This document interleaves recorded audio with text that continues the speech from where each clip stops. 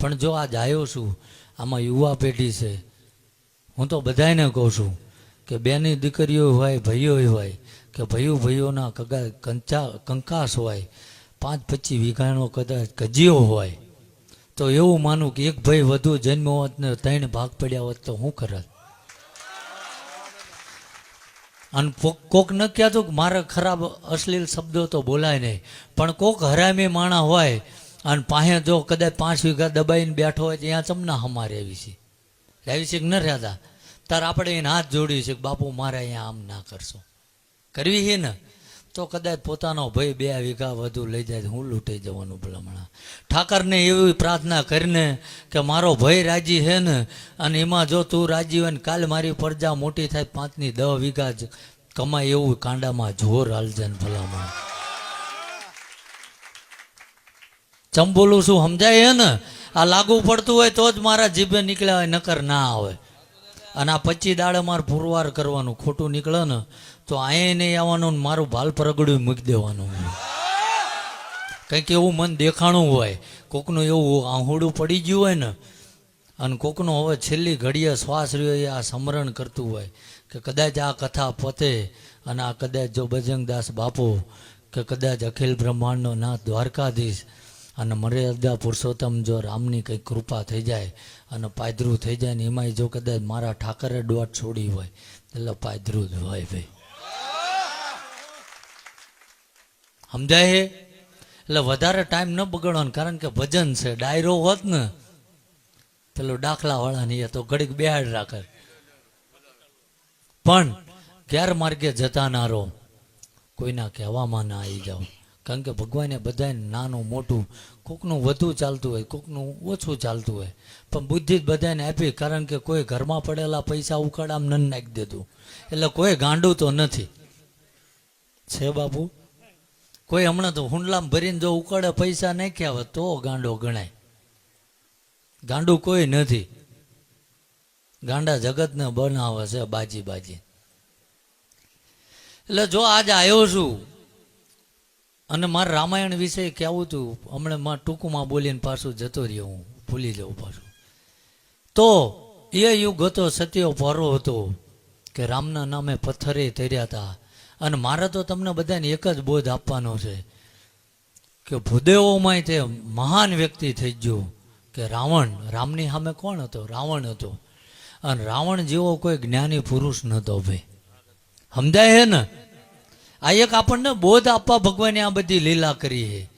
અને કેટલો તાકાત વાળો કે 9 ગ્રહ રહ્યા ને એ એના ઢોલી આમ બાંધી રાખતો હતો. કેટલી તાકાત છે એના, કલ્પના તો કરો.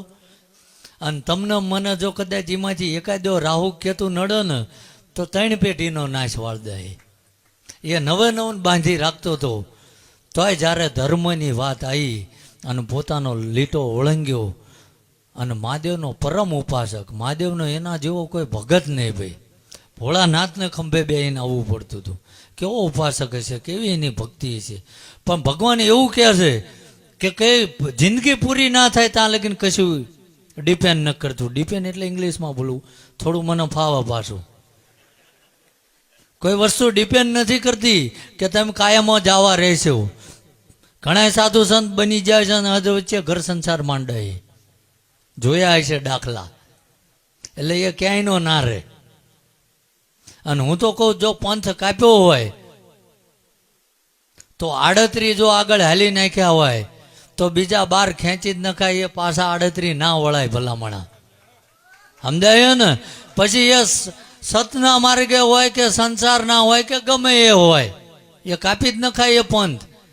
કારણ કે પાછા વળવી અને કોઈક બૈડામાં ઘા કરે એની કરતા સાચે ખાવો હારો, એ મરદમાં ગણતરી થાય. સમજાય? એટલે તે વખતે સત્યો પારો હતો, બધી સતની વાતો હતી અને મંત્ર શક્તિથી ચાલતું બધું ભાઈ. આજે શું થયું કે યંત્ર ઉપર જતું રહ્યું. તે વખતે જ્ઞાન હતું, આજ આગળ વી લગાવ્યો એટલે વિજ્ઞાન થઈ ગયું. આજ આપણે બેનો સહારો લેવાનો, હું ના નથી પાડતો. જ્ઞાન ને વિજ્ઞાન બે. કે એ ટાઈમની અંદર રાવણ પોતે લંકાપતિ, જેની કાંઈ કલ્પના ના થાય. આખી લંકા હોનાની હતી, હતી કે નથી? આવું શાસ્ત્રો બોલે, હું નથી બોલતો.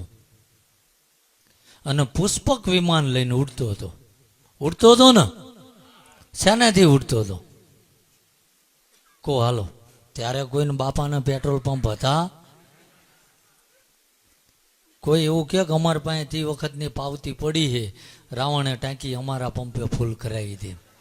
કારણ કે આમ તો પેટ્રોલ પંપ વાળાનો પ્રોગ્રામ છે ને, એટલે બોલાય બધું મેળ જ બેહે છે ભાઈ.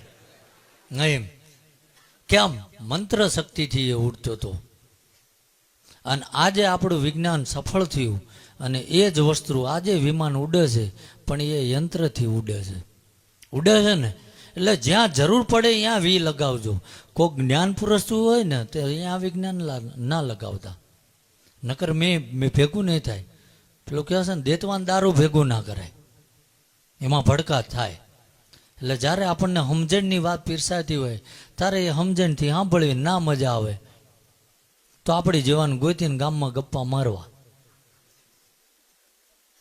એમ તે વખતના ઋષિ મુનિઓ, મહાનુભાવીઓ, સાધુ સંતો જે કોઈ હતા, એ પોતાની આંખો બંધ કરે ને એટલે દુનિયાના કયા ખૂણે કયો વ્યક્તિ શું કરે છે એ એને દેખાતું. દેખાતું નહોતું દેખાતું. અને અત્યારે પુરાવા રજૂ છે કે બજરંગદાસ બાપા, આ તો નિર્માણ છે મઢીનું, આજ સરસ આયોજન થયું છે. એટલે બે શબ્દો જ બજરંગદાસ બાપા વિશે કહું કે મેં જ્યાં લગીને સાંભળ્યું, અત્યારે તો ગામો ગામ બાપાની મઢી છે, તો કંઈક એને કામ કર્યા હશે તો જ હશે ને ભાઈ. હા, આપણે આપણા બાપાને બેહાડવા હોય તો 3 વાર પ્રમાણ માગ્યું કે બે હશે કામ કરશે ને. એમ સાચું કે ખોટું? પોતાના બાપને બેહારવામાં રાજી નથી.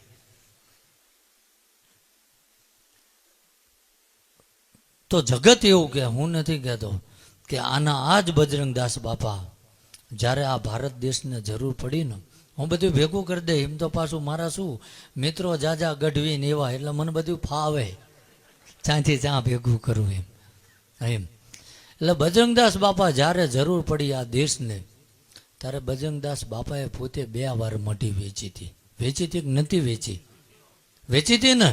આ તમારી નજર, કારણ કે અમુક હોય ને પેલું કહે છે ને કે ઘોડું હોય એ ઈશારે સમજે, ગધેડાને ડફણાની જરૂર પડે.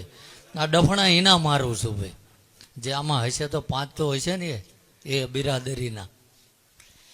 એટલે બજરંગદાસ બાપાએ તે વખતે જરૂર પડી આ દેશને, તો આ દેશનો સંત કેવો મહાન હશે કે એને 2 વાર આ દેશને એને પોતાની મઢી વેચી મારી, પોતાની બંડીની હરાજી કરી હતી. કરી હતી કે નથી કરી? આમાં કોઈ મારું બનાવેલું નથી હો ભાઈ.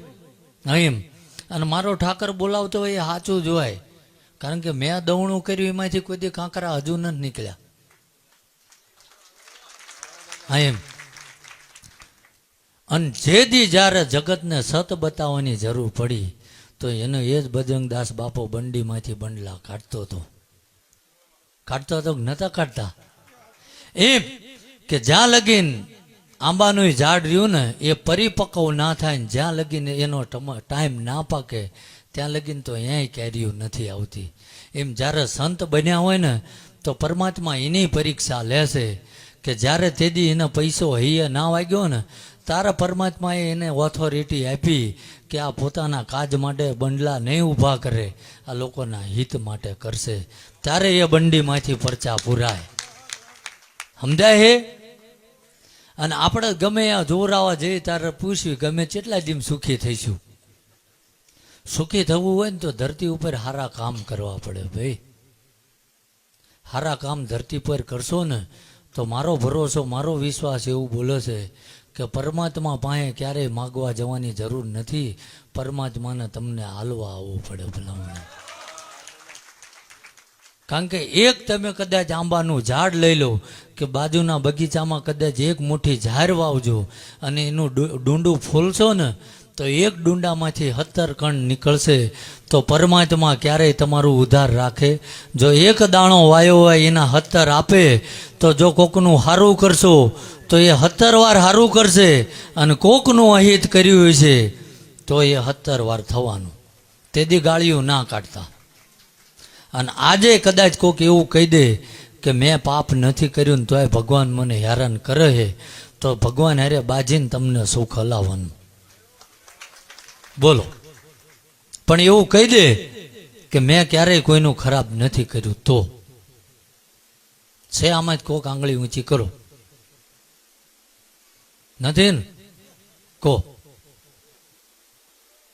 પણ જાગ્યા અહીંયાથી હવાર તમે મેં જેસલ જાડેજા જેટલા તો પાપ નથી કર્યા ને ભાઈ.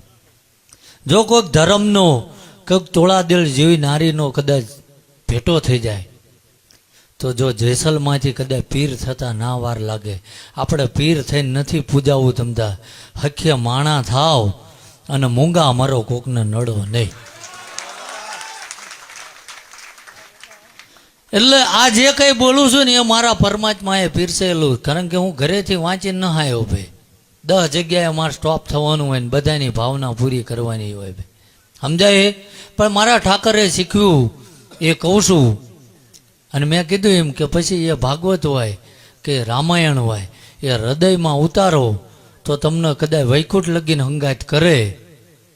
અને અહીં આવીને થાંભલો ગતિને હું અને ચાના ટાઈમે જાગો તો એ શમશાન લગીને હંગાત કરે. સમજાય? એમ કયું કઈ રીતે જીવવું ભગવાને આપણને આપ્યું છે. ભલા થોડીક રહેવું ટૂંકું અને જાજુ હું વિચારવાનું. કારણ કે કાલની કોઈને ખબર નથી. પેલું કહે છે ને કે પલકા પતા નહીં તુમ કલ કી બાત કર રહે હો. એક પળની ખબર નથી આપણને. પછી આપણે એવી કેવી કે કહેવત કહેવાય છે કે પૂત સપૂત તો કાં ધન સંચય અને પૂત કપૂત તો કાં ધન સંચય. કે જો છોકરા સારા છે, સંસ્કારી છે તો ધન ભેગું કરવાની ક્યાં જરૂર છે? એના સંસ્કાર રહ્યા ને એનેથી એ રળીક ખાવાના છે. અને જો છોકરાઓનામાં સંસ્કાર નથી, દુર્ગુણો નકરા ભર્યા છે, તો એ ધન ભેગું કરવાનું શું જરૂર છે? તે તમે પથારીમાં પડ્યા છો ને તારે હળિયું કાઢી કાઢીને પોટલિયું મારવા જશે. તમારું તિજોરીમાં પડેલું બેઠા બેઠા તમારી નજર સામે ઉડાડી નાખશે. સમજાય? કારણ કે એક એક શબ્દ મારો પરમાત્મા બોલાવે છે ને એનો કોઈ મોલ નથી ભાઈ.